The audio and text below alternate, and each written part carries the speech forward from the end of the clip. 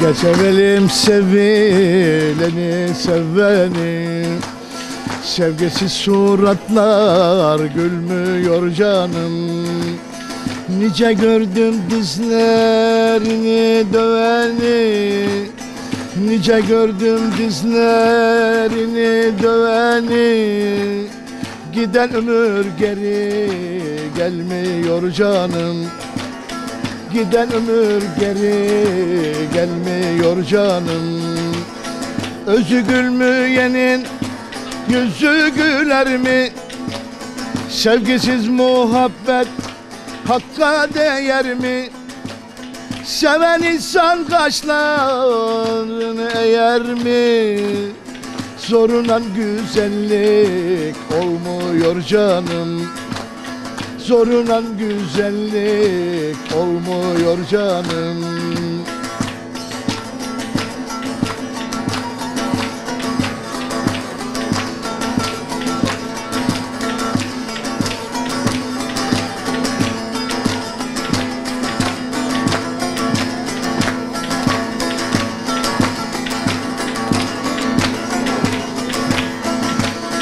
Sevgi haktır, seven alır bu hakkı. İçi güler dıştan görünür farkı. Sevmeyene akmaz gönlümün arkı. Sevmeyene akmaz gönlümün arkı. Boş lafla oluklar dolmuyor canım. Boş lafla oluklar olmuyor canım. Bir zaman aşıkken sen de sevmiştin.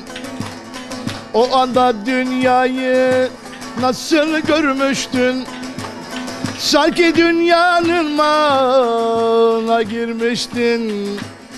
Çokları bu hakkı bilmiyor canım. Çokları bu hakkı bilmiyor canım. Boş lafla oluklar dolmuyor canım. Evet, oynadık, oynattık, söyledik, söylettik. Kültür kervanında kimlere söylettik bunu değerli izleyenlerimiz?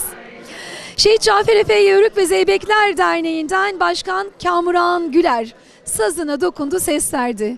Başkanım sağ olun, çok teşekkür ederiz. Nasılsınız, iyi misiniz efendim? İyiyiz Allah'a şükür. Siz nasılsınız? Yıllarım folklorculuktan geçti. 58 senedir bu folklorla uğraşıyorum. Germecik Şehit Cafer Efe Yörük ve Zeybekler Derneği Başkanı olaraktan ekibimin genç takımında Aydın Efeler'de Zeybeklerimiz ve Efelerimiz Aydın il birinciliğini kazanmıştır. Çocuklarımıza ve folklorcu arkadaşım buradan selam eder. Herkesi tebrik ederim. Bütün yörüklerimize, can dostlarımıza candan selamlıyorum herkese. Çok teşekkür ediyoruz Sayın Başkanım.